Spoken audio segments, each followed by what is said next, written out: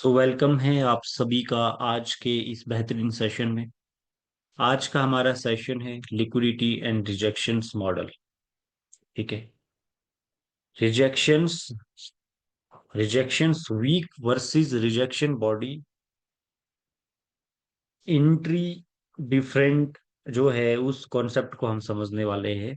Market जब किसी भी लेवल पर जाती है और तुरंत वापिस आ जाती है तो वहां एक रिजेक्शन कहलाया जाता है। जैसे कि आप चार्ट में देख रहे होंगे, मैंने क्या बोला आपको, जैसे यहाँ पे चार्ट में दिख रहा है कि रिजेक्शन क्या होता है। रिजेक्शन को समझना जरूरी है। मार्केट जब किसी भी लेवल पर जाती है और तुरंत वापिस आ जाती है, ठीक है, तो वही रिजेक्शन कहलाता है। जैसे जैसे कि मार्केट यहाँ पे एक लेवल पे गई, यहाँ से ये लेवल पे गई, तुरंत यहाँ से वापिस आ गई, और ये वाला जो एरिया है ये रिजेक्शन कहलाएगा। और रिजेक्शन जो है दो तरीके का होता है। एक होता है वीक, ठीक है, और एक होता है बॉडी, ठीक है। वीक, जैसे वीक वीक और जो शेडो होता है वो एक ही चीज होती है ना। वीक या सिर्फ शेडो, वीक या सिर्फ शेडो दोनों एक ही चीजें हैं। और बॉडी या फिर पूरी कैंडल का क्लोजिंग, ठीक है। ये दोनों तरह के रिजेक्शंस होते हैं। अब इसमें हम सबसे पहले समझने वाले हैं कि वीक रिजेक्शंस क्या है।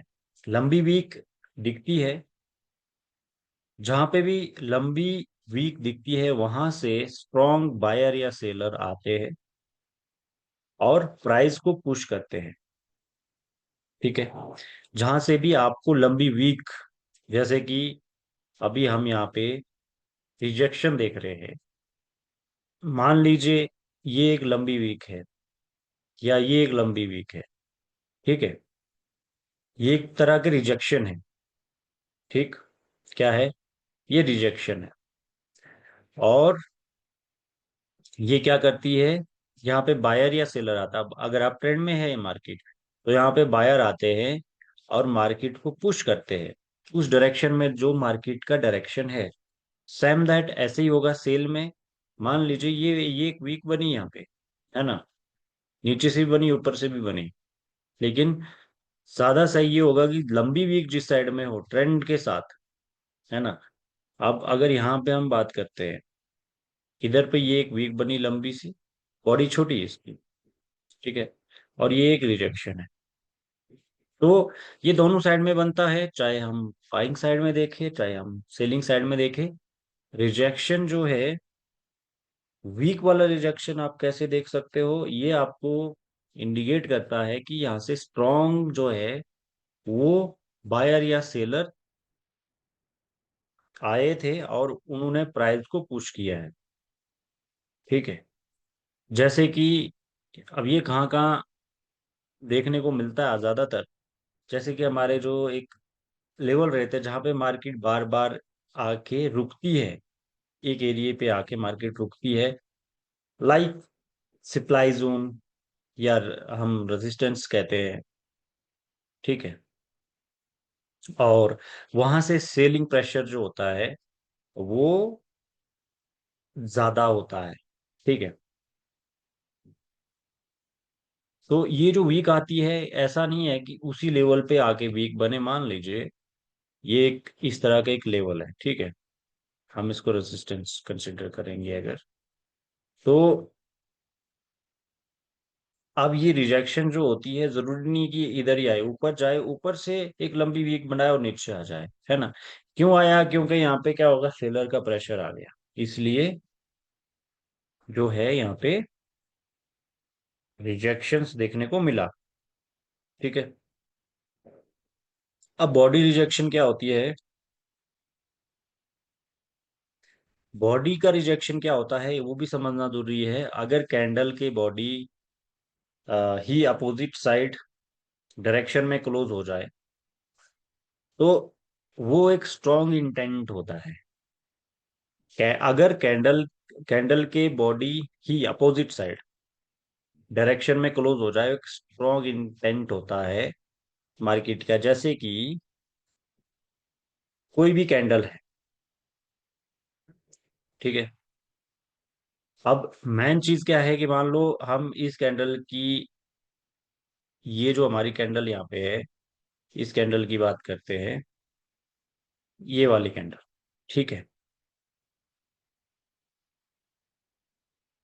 अगर कैंडल की बॉडी ही अपोजिट साइड क्लोज हो जाए, कैंडल की बॉडी, मान लो मार्केट जा रही है ऊपर और क्लोजिंग नीचे हो जाए, ठीक है।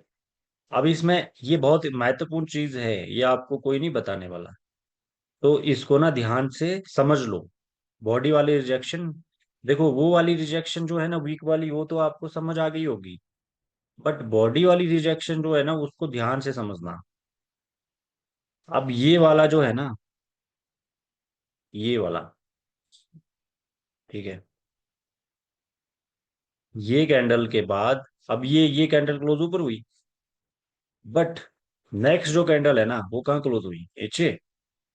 अब ये क्या है, ये है बॉडी रिजेक्शन। अगर अगर कैंडल की बॉडी ही अपोजिट साइड डायरेक्शन में क्लोज हो जाए तो एक स्ट्रॉन्ग इंटेंट रहता है, वहां से स्ट्रॉन्ग क्या रहता है, रिजेक्शन आने के चांस होते हैं। रिजेक्शन आई और ये ट्रेंड ऊपर था बट ये क्लोजिंग नीचे होगी क्योंकि बेरिश कैंडल बनी, इसको बोलते हैं रिजेक्शन बॉडी वाला, है ना। अब हम अगर इसको देखेंगे तो हमें देखना कहाँ है, सप्लाई जोन पर। बेरिश इंगल्फिंग मतलब, बेरिश इंगल्फिंग या स्ट्रॉन्ग सेलिंग कंफर्मेशन, कोई भी हमारा जोन है, वहां पे हम चेंज ऑफ फैक्टर देख रहे हैं या हम इंगल्फिंग देख रहे हैं ना, या कोई और हमें इंडिकेशन मिल गया, तो ये आपको सिर्फ तो सिर्फ रेजिस्टेंस पे देखना है या आपको सप्लाई जोन पे देखना है, या आपको डिमांड जोन पे देखना है या सपोर्ट पे देखना है, ठीक है। और अगर हम यहाँ पे ट्रेड करते हैं तो ये क्या होता है, वीक रिजेक्शन जो है वो एग्रेसिव एंट्री होती है। मतलब एग्रेसिव एंट्री होती है, जरूरी नहीं है कि वीक बनने के बाद मार्केट नीचे आ जाए। जैसे कि इधर वीक बनी, ये वीक बनी, बट इसने क्या करा, क्लोजिंग ऊपर ही हुई, क्लोजिंग ये नीचे होनी चाहिए थी, है ना, तब हम इसको रिजेक्शन मानते हैं, है ना, एक वैलिड रिजेक्शन मानते हैं। जैसे कि यहाँ पे हुआ, ये देखो, ये एक रिजेक्शन है, क्लोजिंग नीचे हुई, है ना, ट्रेंड के अपोजिट में रिजेक्शन जो है हुआ है, मार्केट फिर नीचे आई। उसी तरह से यहाँ पे देखेंगे, ये जो रिजेक्शन आया यहाँ पे तो क्लोजिंग ऊपर हुई ना, और फिर मार्केट ऊपर गया, है ना। तो यहाँ पे जरूरी नहीं होता कि यहाँ पे मार्केट नीचे ना आए। मान लीजिए इधर पे अगर ये कंटिन्यू, देखो यहाँ पे रिजेक्शन तो आ रहा है बट बॉडी सेम डायरेक्शन में क्लोज हो रही है, ठीक है। तो हमें यहाँ पे ये रिजेक्शन नहीं मानना, हम रिजेक्शन उसको मानेंगे जिसमें क्या हो, क्लोजिंग अपोजिट साइड हो, वो हमारे लिए स्ट्रॉन्ग है। और दूसरा, अगर ट्रेंड में जा रही है ऊपर तो नीचे से रिजेक्शन आ रहा है और क्लोजिंग ऊपर हो रही है ना इसकी, क्लोजिंग भले ही बेरिश कैंडल बनी बट क्लोजिंग कहाँ हुई है, क्लोजिंग ऊपर हुई कि नीचे हुई है, क्लोजिंग इसकी नीचे हुई तभी बेरिश बनी। नेक्स्ट वन, तो हमें क्या करना है, यहाँ पे जब भी हम अगर ट्रेड करेंगे तो ये एग्रेसिव होता है, कंफर्मेशन जरूरी होती है इसमें। हमारा जो भी सेटअप बताया जाएगा एंट्री मॉडल, उसकी कंफर्मेशन हमें लेना जरूरी है, डायरेक्टली हमें बाई और सेल नहीं करना होता है। बॉडी रिजेक्शन जो है,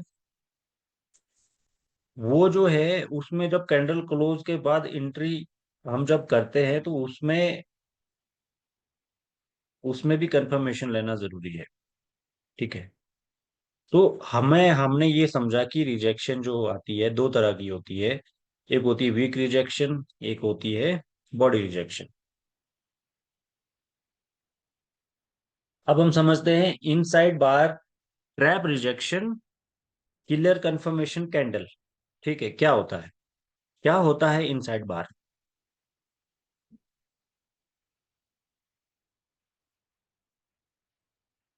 इनसाइड बार क्या होता है, इनसाइड बार होता है एक छोटी सी कैंडल जो पिछली बड़ी कैंडल के अंदर होती है, उसे कहते हैं इनसाइड बार। फिर से सुनिए। एक छोटी कैंडल जो पिछली बड़ी कैंडल के अंदर होती है।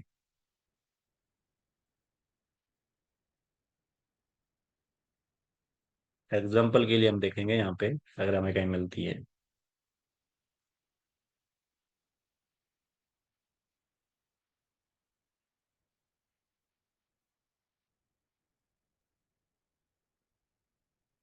लाइक, ये है एक छोटी कैंडल जो पिछली बड़ी कैंडल के अंदर होती है। ये जो छोटी है ना, पिछली बड़ी कैंडल के अंदर है ना। ठीक है, ये होती है इनसाइड बार। ये क्या होता है? कंसोलिडेशन या ट्रैप होता है। ठीक है। क्या होता है? कंसोलिडेशन या ट्रैप होता है ऐसी कैंडल्स। पहले इनसाइड बार बनाता है, फिर फेक ब्रेकआउट होता है, और लिक्विडिटी स्वीप या फिर एक स्ट्रॉन्ग कैंडल आती है, किलर कंफर्मेशन कैंडल। ठीक है। किलर कंफर्मेशन कैंडल के बाद एंट्री करो। एसएल जो है, जब ये कैंडल ये क्या करती है, ये हमेशा लोगों को ट्रैप करती है जब कैंडल बनती है। अगर आप इस पे एंट्री करो तो इसके रूल समझो। आ, चाहिए कहीं पे भी बन रही है, यहाँ पे देखो पिछली कैंडल, यहाँ पे जब मार्केट ऊपर जा रही है तो ये कहाँ बन रही है? इधर बन रही है, ऊपर वाली साइड में बन रही है ना, कोर्ट पे बन रही है। तो अगर हम इस पे ट्रेड अगर लेंगे तो लेंगे कहाँ पे? वीक के नीचे। जो है, वीक के नीचे हमारा एसएल रहेगा। अगर हम बाई करेंगे, सेल करेंगे तो वीक के ऊपर हमारा एसएल रहेगा। और टारगेट हमारा रहने वाला है नेक्स्ट, जो भी लिक्विडिटी जोन होंगे या फेयर वैल्यू गैप होगा, टारगेट हमारा वो होने वाला है। और नेक्स्ट वन हम समझेंगे liquidity SVEEP and rejection confirmation shift. क्या होता है? जब मार्केट इंटरनली स्टॉप लॉस के जो एरियाज तक जाती है, लाइक इक्वल हाई इक्वल लो, है ना, या सपोर्ट रेजिस्टेंस लेवल, और फिर तुरंत वहां से रिवर्सल करती है, उसको ही लिक्विडिटी स्वीप कहते हैं।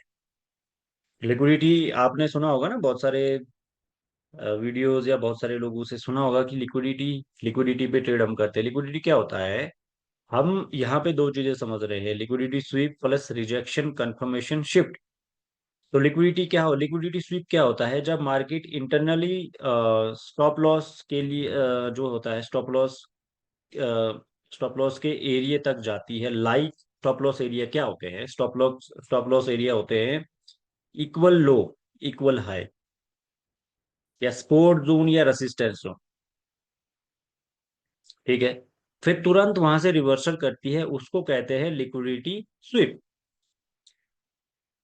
जैसे हमारा डबल टॉप डबल बॉटम, कोई भी एरिया है जहाँ पे मार्केट, जहाँ से रिवर्सल कर रही है, बराबर के एरियाज हैं, और वहां से जब मार्केट रिवर्स करती है तो उसका ये मतलब होता है कि वहां पे लिक्विडिटी स्वीप हुई है, इसलिए मार्केट ने रिवर्स करा है।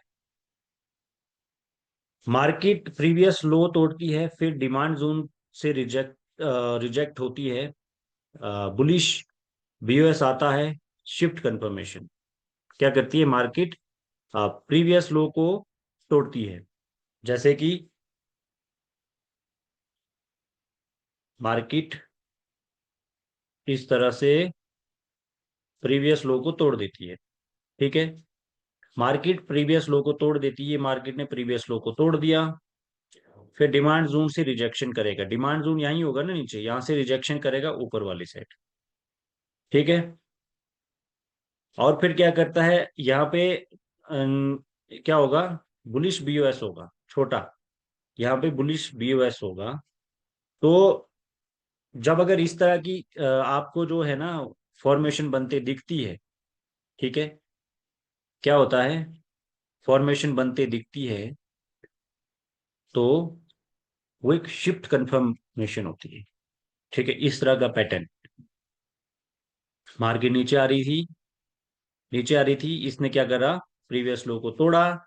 इसका मतलब यहाँ पे प्रीवियस लो को तोड़ा, मतलब इधर लिक्विडिटी ली, और फिर उसके बाद में मार्केट ने बुलिश बीओएस किया।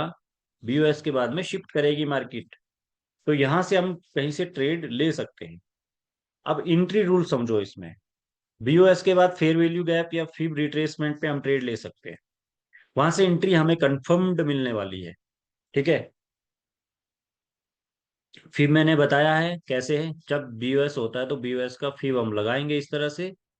हमारा जो गोल्डन एरियाज है, फिब मैंने आपको बता रखा है ऑलरेडी, इस तरह से फिब लगेगा जो भी बीओएस होने के बाद। ये नहीं है कि यहां से जब मार्केट जा रही है ऊपर तो यहां से हम इसको लगाएंगे, नहीं, बीओएस होने के बाद लगाएंगे। बीओएस हुआ ना, उसके बाद हम फिब लगाएंगे, मार्केट हमारे रिट्रेस एरिया में आए, या कहीं पे फेयर वैल्यू गैप है वहां पे आए, या ऑर्डर ब्लॉक है वहां पे आए, हम वहां से एंट्री ले सकते हैं। ठीक है।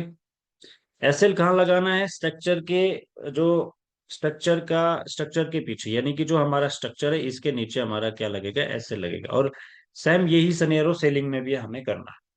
टारगेट हमारा नेक्स्ट ऑर्डर ब्लॉक ऊपर अगर है, फेयर वैल्यू गैप है या लिक्विडिटी जोन एरियाज है, वहां पे हमारा क्या होगा? स्टॉप लॉस होगा। ठीक है। ये इंट्री मॉडल भी है, बहुत अच्छा इंट्री मॉडल है ये। और नेक्स्ट वन हमारा जो है Asian liquidity collect, London, New York killing zone rejection. Asian session Asian session जो है वो क्या करता है? प्राइस को रेंज में रखता है, स्टॉप लॉस जो है बिल्ड करता है, जैसे कि हाई और लो। ठीक है। क्या करता है? स्टॉप लॉस बिल्ड करता है। ये जो एशियन लिक्विडिटी जो कोलेक्ट है, लंदन न्यूयॉर्क किलर जो जिनको किलिंग जोन बोला जाता है। तो एशियन सेशन क्या होता है? प्राइस जब रेंज में रहता है, जब भी प्राइस आपको दिखेगा रेंज में, ठीक है, जब भी आपको प्राइस रेंज में दिखेगा तो स्टॉप लॉस, वहां पे स्टॉप लॉस बिल्ड हो रहे होते हैं। ठीक है। हाई और लो बनते हैं वहां पे स्टॉप लॉस, लोग वहां पे स्टॉप लॉस लगा रहे होते हैं, लोग ट्रेड ले रहे होते हैं। ठीक है।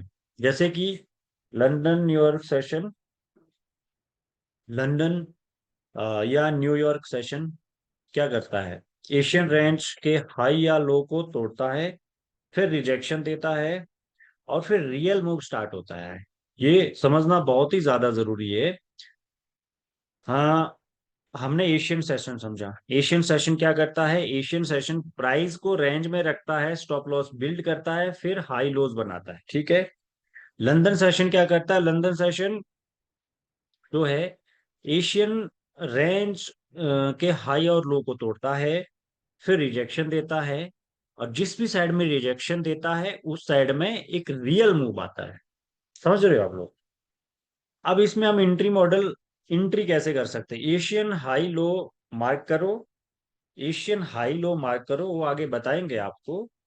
और हीलिंग जोन में अगर स्वीप या रिजेक्शन आए तो तब एंट्री करो। ठीक है। एशियन हाई या लो मार्क करो, किलिंग जोन में अगर स्वीप प्लस रिजेक्शन आए तब एंट्री करो। कंफर्मेशन के लिए डिप्लेसमेंट या बीओएस जरूरी है। डिस्प्लेसमेंट क्या होता है वो भी आपको बताएंगे, बीओएस तो आपको बताया हुआ। ठीक है। अब हमारा नेक्स्ट वन है रिजेक्शन इनसाइड ओबी वर्सेस आउटसाइड ओबी एंट्री रूल। ऑर्डर ब्लॉक मतलब ओबी क्या होता है? ओबी वो जोन होता है जहां स्मार्ट मनी ने एंट्री ली थी, जहां स्मार्ट मनी एंट्री लेते हैं, ओबी वो जोन होता है। ठीक है। प्राइस ओबी के अंदर रिजेक्ट, जब रिजेक्ट करे या बार बार जब बार बार, दोनों का मीनिंग अलग अलग होता है। जब भी जब भी आपका क्या होता है ओबी के अंदर, जब भी प्राइस रिजेक्शन या रिजेक्ट करता है, मान लो अगर कोई हमारा ओबी है इस साइड में, यहाँ पे मान लो हमारा बाइंग का ऑर्डर ब्लॉक है। ठीक है।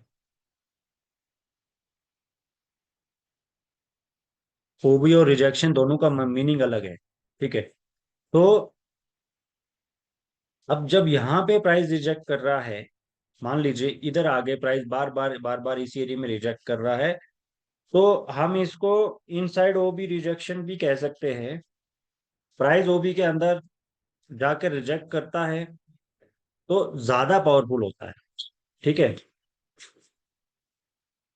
जस्ट गाइस, एक सेकंड।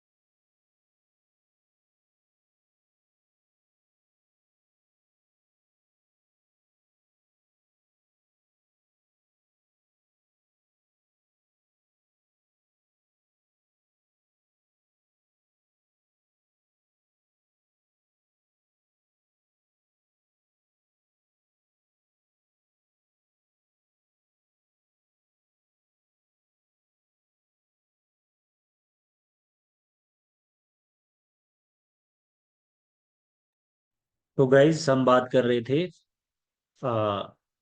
इनसाइड ओबी रिजेक्शन। प्राइस ओबी के अंदर जाकर रिजेक्ट करता है तो वो ज्यादा पावरफुल होता है।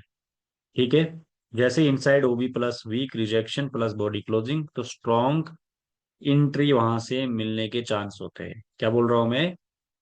जैसे inside OB plus weak rejection and body rejection के बाद में बॉडी क्लोज है और वहां से स्ट्रॉन्ग एंट्री है, चाहे आप हम सेलिंग की बात करेंगे चाहे हम बाइंग की बात करें।